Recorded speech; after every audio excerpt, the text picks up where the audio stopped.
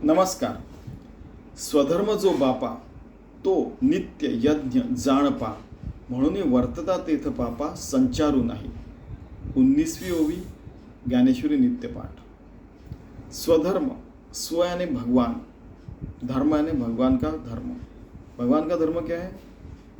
अगर हम लोग नित्य हर रोज की बोली में कहा गया स्वधर्म, हमारा हर रोज का जो काम है, सत्कार्य है, रोज के कर्म जो है, उसको स्वधर्म कहते हैं. तो मेरे बाप, स्वधर्म जो बाप है, इसका ज्ञानेश्वर महाराज कह रहे हैं.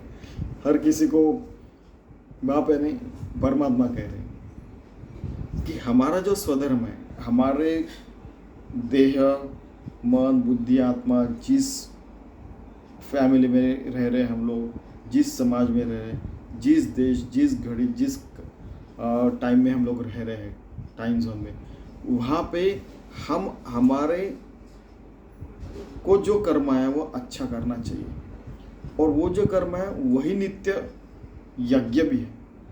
यज्ञ ने अग्नि जलाया, उसमें घृत वगैरह डाला, वो यज्ञ ने.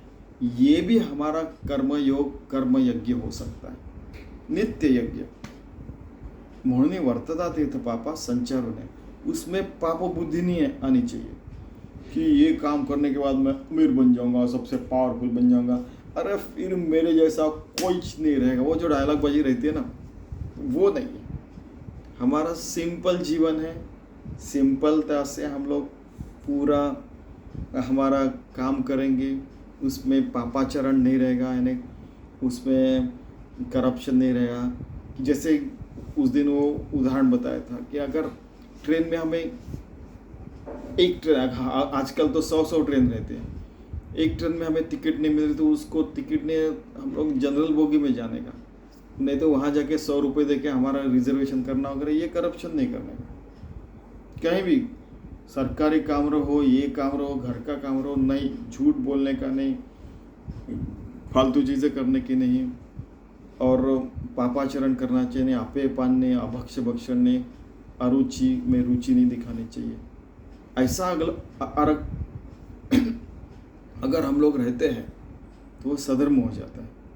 और स्वधर्म यानी भगवान को समर्पित होकर किया हुआ कर्म, योगी होके, भक्त होके जो कर्म किया वो स्वधर्म हो जाता है. फिर हमें नित्य मुक्त हम लोग रह सकते हैं. मोक्ष तेणे व्यापार निश्चित पावे. ठीक है. तो ऐसी जिंदगी जीने का हम लोग प्रयास करते हैं जो ज्ञानेश्वर महाराज कह रहे हैं. धन्यवाद.